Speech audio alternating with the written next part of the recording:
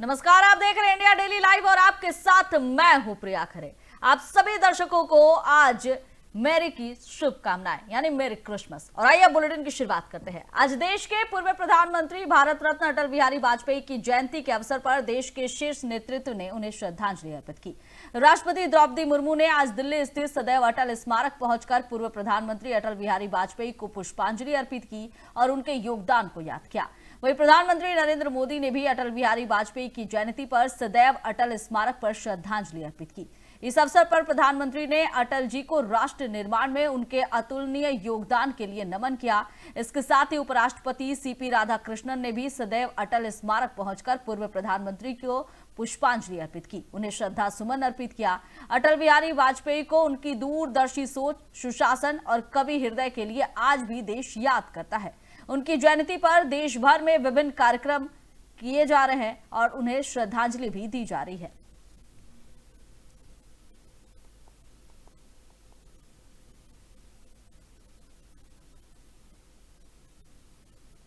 उत्तर प्रदेश की राजधानी लखनऊ आज एक ऐतिहासिक क्षण की साक्षी बनने जा रही है। पूर्व प्रधानमंत्री भारत रत्न अटल बिहारी वाजपेयी की 101 जयंती के पावन अवसर पर प्रधानमंत्री नरेंद्र मोदी भव्य राष्ट्र प्रेरणा स्थल को राष्ट्र को समर्पित करेंगे। ये स्थल भारतीय राष्ट्रवाद के 3 प्रमुख स्तंभों डॉक्टर श्यामा प्रसाद मुखर्जी, पंडित दीनदयाल उपाध्याय और अटल बिहारी वाजपेयी के विचारों, आदर्शों और अमूल्य योगदान को आने वाली पीढ़ियों तक पहुंचाने का अनुपम केंद्र बनेगा। 65 एकड़ में फैले इस परिसर में तीनों महान व्यक्तियों की 65 फीट ऊंची कांस्य प्रतिमाएं स्थापित है, जो राष्ट्र निर्माण में उनके योगदान का प्रतीक है। कमल के आकार का आधुनिक संग्रहालय, ध्यान केंद्र और विशाल जनसभा स्थल इसे राष्ट्रीय प्रेरणा का जीवंत स्रोत बनाते हैं। लगभग 230 करोड़ की लागत से निर्मित ये स्मारक न केवल विरासत का सम्मान है, बल्कि सुशासन और राष्ट्र सेवा के आदर्शों को जीवंत रखने का प्रेरक प्रयास है। इस भव्य उद्घाटन समारोह में 2 लाख से अधिक लोग शामिल होंगे, जहां सांस्कृतिक कार्यक्रम की प्रस्तुति और कड़ी सुरक्षा व्यवस्था के बीच लखनऊ एक नए युग की शुरुआत का गवाह बनेगा।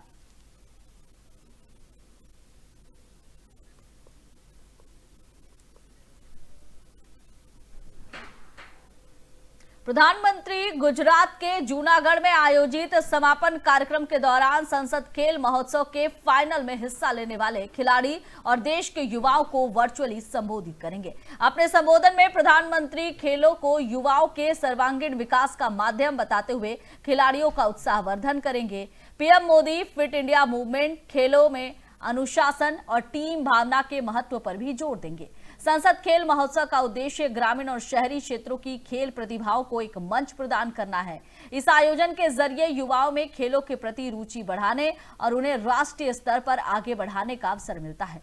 समापन समारोह में विभिन्न खेलों के विजेताओं को सम्मानित किया जाएगा। वहीं खिलाड़ियों और दर्शकों में प्रधानमंत्री के संबोधन को लेकर खासा उत्साह देखने को मिल रहा है।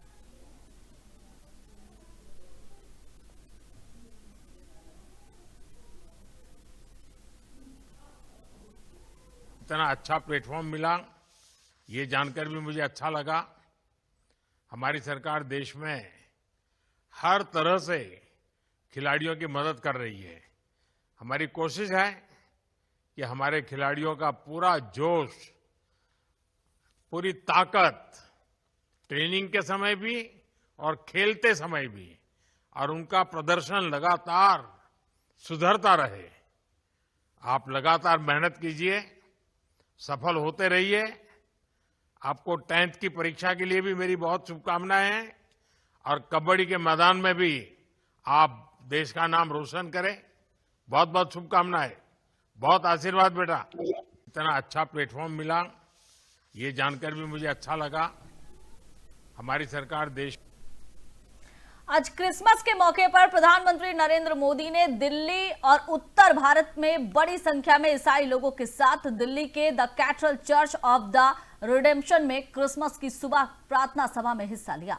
इस प्रार्थना सभा में प्रार्थनाएं, कैरोल भजन और दिल्ली के बिशप राइट्स रेवरेंड डॉक्टर पाल स्वरूप के द्वारा प्रधानमंत्री के लिए एक विशेष प्रार्थना शामिल थी।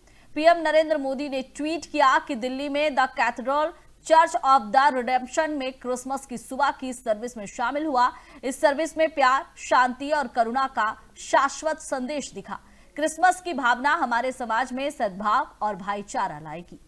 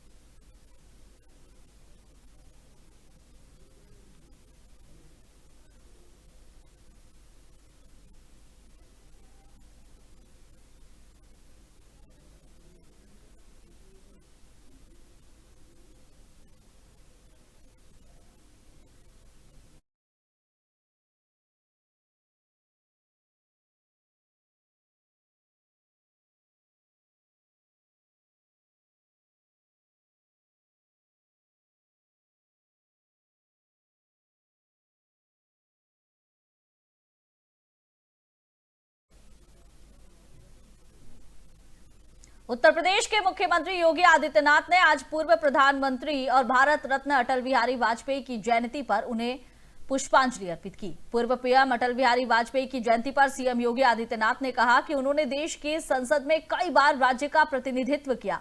उन्होंने विकास के नए विजन के साथ देश को आगे ले जाने का काम किया। ये साल खास है। अटल बिहारी वाजपेयी की जन्म शताब्दी पूरे देश में बड़े उत्साह के साथ मनाई जा रही है। इसमें अटल जी की कविताओं का पाठ, उनके लेखों पर बहस और संसद और अंतर्राष्ट्रीय मंचों पर उनके महत्वपूर्ण भाषण शामिल है। उनके जन्म शताब्दी के इस अवसर पर डबल इंजन सरकार ने अटल जी की यादों को जिंदा रखने, उनके विचारों की निरंतरता सुनिश्चित करने के लिए लखनऊ में एक राष्ट्रीय प्रेरणा स्थल बनाया है। आज इस स्थल को प्रधानमंत्री नरेंद्र मोदी के द्वारा राष्ट्र को समर्पित किया जाएगा। कि लखनऊ से ही प्रतिनिधित्व करते हुए देश के प्रधानमंत्री के रूप में उन्होंने देश को विकास के एक नए विजन के साथ आगे बढ़ाने का काम किया था। यह वर्ष विशेष है। सदैव अटल बिहारी वाजपेयी जी की जन्म सदी महोत्सव का आयोजन भी पूरे देश के अंदर हर्षोल्लास के साथ अटल जी की कविताओं के काव्य पाठ के साथ, अटल जी के द्वारा जो लेखन किया गया था उस लेखन पर डिबेट को लेकर के, उनकी पत्रकारिता को लेकर के संसद में और अंतर्राष्ट्रीय मंचों पर जो भी महत्वपूर्ण भाषण सर्वदेव अटल जी के थे, इन सब को लेकर के पूरे देश के अंदर विभिन्न शिक्षण प्रशिक्षण संस्थाओं में अनेक प्रकार के कार्यक्रम हुए हैं कि लखनऊ और मुंबई वालों को क्रिसमस पर बड़ा तोहफा मिला है। मुंबई और आसपास के इलाकों में रहने वाले करोड़ों लोगों के लिए आज का दिन इतिहास के पन्नों में दर्ज हो गया है। सालों के इंतजार और कई डेडलाइन गुजारने के बाद आखिरकार नवी मुंबई इंटरनेशनल एयरपोर्ट से कमर्शियल उड़ानों का आगाज हो गया है। क्रिसमस के खास मौके पर मिला यह तोहफा न केवल मुंबई के हवाई यातायात के दबाव को कम करेगा, बल्कि सपनों के शहर को 2 अंतर्राष्ट्रीय हवाई अड्डों वाला भारत का पहला महानगर बना देगा। पहले ही दिन 4 प्रमुख airlines IndiGo, Air India Express, Akasa Air और स्टार एयर यहां से घरेलू उड़ानें संचालित कर रही है। नवी मुंबई एयरपोर्ट से विमान का पहला टेक ऑफ सुबह 8:55 पर हुआ। इंडिगो का यह विमान हैदराबाद के लिए उड़ान भरा। वैसे आपको बता दें कि एयरपोर्ट टर्मिनल को सुबह करीबन 6:40 पर यात्रियों के लिए खोल दिया गया था।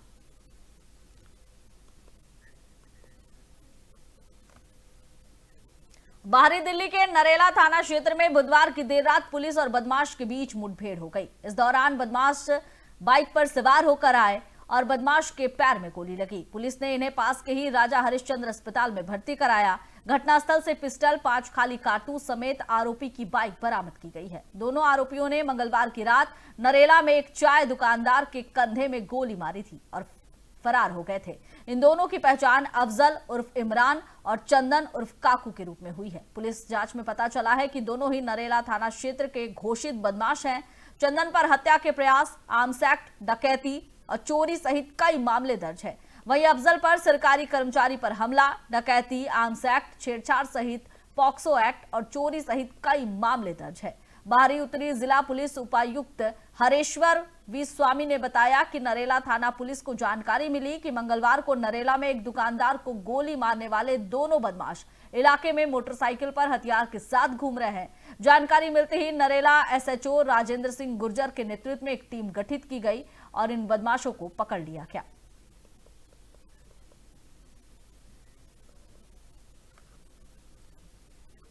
तमिलनाडु के कुड्डालोर जिले में बुधवार देर रात दर्दनाक सड़क हादसा हुआ है। यहां एलुथूर गांव के पास त्रिची चेन्नई नेशनल हाईवे पर तमिलनाडु स्टेट ट्रांसपोर्ट कॉरपोरेशन की बस अनियंत्रित होकर दूसरी लेन में चली गई और 2 कारों को जोरदार टक्कर मार दी। इस हादसे में 9 लोगों की मौत हो गई जबकि 4 अन्य लोग गंभीर रूप से घायल हो गए। तमिलनाडु के मुख्यमंत्री एमके स्टालिन ने हादसे पर गहरा दुख व्यक्त किया है। उन्होंने मृतकों के परिजनों के प्रति संवेदनाएं जताते हुए मुख्यमंत्री राहत कोष से आर्थिक सहायता देने की घोषणा की। हादसे में जान गंवाने वाले परिवारों को 3-3 लाख रुपए और गंभीर रूप से घायलों को 1-1 लाख रुपए की सहायता दी जाएगी। सीएम ने अधिकारियों को घायलों को सर्वोच्चतम जो अस्पताल है वहां ले जाने का आदेश दिया है और इसके बाद उन घायलों का इलाज चल रहा है।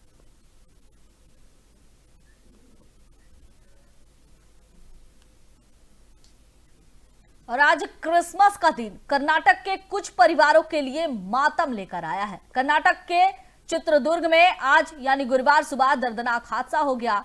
चित्रदुर्ग में गुरुवार सुबह ट्रक के टक्कर के बाद एक स्लीपर कोच बस में अचानक ही आग लग गई। इस दर्दनाक घटना में 12 लोग जिंदा जल गए जबकि 20 से अधिक लोग घायल हुए हैं।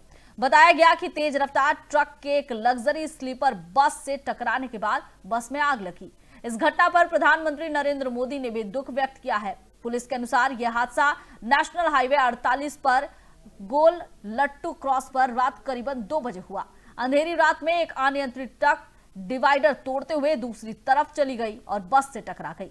टक्कर होते ही बस आग का गोला बन गई। देखते ही देखते अफरा तफरी मच गई। सभी इधर उधर भागने लगे। कुछ लोग अपनी जान बचाने में कामयाब रहे, कुछ लोग अंदर ही फंस गए और जलकर मर गए। इस घटना में ट्रक ड्राइवर की भी मौत हो गई। ये स्लीपर बस थी जिसके कारण कुछ लोगों को भागने का मौका नहीं मिला। वहीं IG north east BR Ravikant Goda ने कहा कि 12 यात्री लापता हैं, उनके मारे जाने की आशंका है। उन्होंने कहा कि शव मिलने के बाद सही जानकारी का पता चलेगा। हादसे में कुल 20 लोग घायल हुए हैं। शुरुआती जानकारी के मुताबिक बस में 32 यात्री सवार थे। इधर कर्नाटक के सीएम सिद्धारमैया ने पोस्ट किया है कि चित्रदुर्ग के पास एक लॉरी और बस के बीच हुए भयानक हादसे में कई यात्रियों के जिंदा जलने की दुखद खबर सुनकर दिल कांप गया। ये दिल तोड़ने वाला है और क्रिसमस की छुट्टियों में अपने गांव की ओर जा रहे लोगों का सफर इतने दुखद के साथ खत्म हुआ है। हादसे के कारणों का पता लगाने के लिए पूरी जांच की जानी चाहिए। सीएम ने आगे कहा कि मैं प्रार्थना करता हूं कि मृतकों की आत्मा को शांति मिले। मैं भी उन परिवारों के दुख में शामिल हूं जिन्होंने इस हादसे में अपने प्रियजनों को खो दिया है।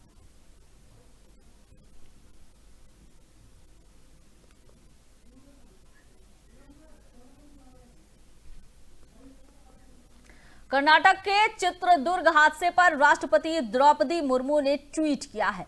कर्नाटक के चित्रदुर्ग में बस में आग लगने की दुखद घटना से मैं बहुत दुखी हूं। जिसमें कई लोगों की जान चली गई। शोक संतप्त परिवारों के प्रति मेरी गहरी संवेदनाएं हैं। मैं घायलों के जल्द स्वास्थ्य होने की प्रार्थना करती हूं।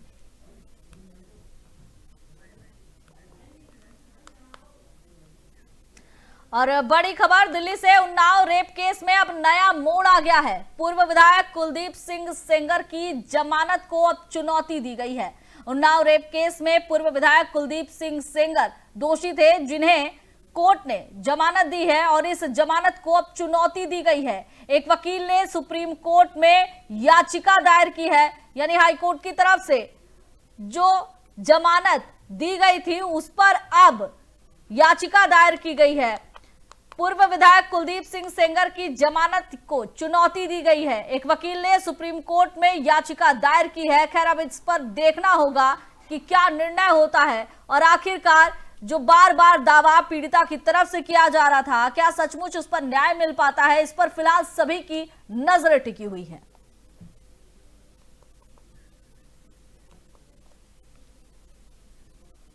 राष्ट्रीय राजधानी दिल्ली एक बार फिर घने स्मॉग की चपेट में है। शहर के कई इलाकों में प्रदूषण का स्तर बढ़ा हुआ है, जिससे आम जनजीवन प्रभावित हो रहा है। ये तस्वीर आप अलग अलग जगहों की देख रहे हैं। धौला कुआं की है, इंडिया गेट, अक्षरधाम, आनंद विहार की ये तस्वीर है और इस तस्वीर को देखकर आप अंदाजा लगा सकते हैं कि किस तरह से घना धुंध है, कोहरा छाया हुआ है और किस तरह से ये जीवन पर असर डाल रही है। चारों ओर धुंध की मोटी चादर दिखाई दे रही है। सेंट्रल पॉल्यूशन कंट्रोल बोर्ड यानी सीपीसीबी के अनुसार यहां एयर क्वालिटी इंडेक्स 262 दर्ज किया गया है, जो मीडियम श्रेणी में आ रहा है।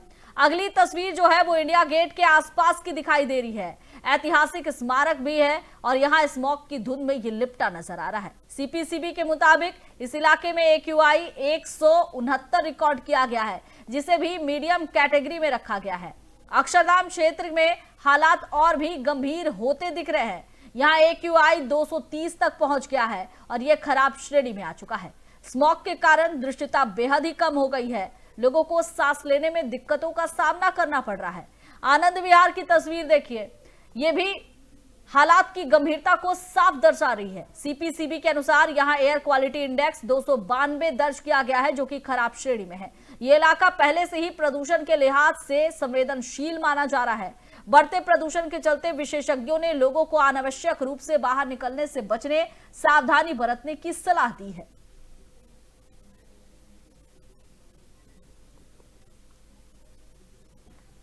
और दिल्ली सरकार पूर्व प्रधानमंत्री अटल बिहारी वाजपेयी के जन्मदिन पर गुरुवार से 100 अटल कैंटीन शुरू करने जा रही है। इन कैंटीनों में सिर्फ 5 रुपए में खाना मिलेगा। मुख्यमंत्री रेखा गुप्ता गुरुवार को इन कैंटीनों का उद्घाटन करेगी। सरकार का दावा है कि रोजाना करीबन 1 लाख दिल्ली वालों को इसका फायदा मिलेगा। इसके लिए सरकार ने 100 करोड़ रुपए का बजट तय किया है। शहरी विकास मंत्री आशीष सूद ने बताया कि कुल 100 कैंटीन खोली जानी है। हालांकि ग्रैब 4 की पाबंदियों की वजह से कुछ जगहों पर काम पूरा नहीं हो पाया है, लेकिन कोशिश है कि गुरुवार को सभी जगह लोगों को खाना मिल सके। उन्होंने बताया कि दोपहर का खाना सुबह 11:30 बजे से दोपहर 2 बजे तक और रात का खाना शाम 6:30 से रात 9 बजे तक उपलब्ध रहेगा।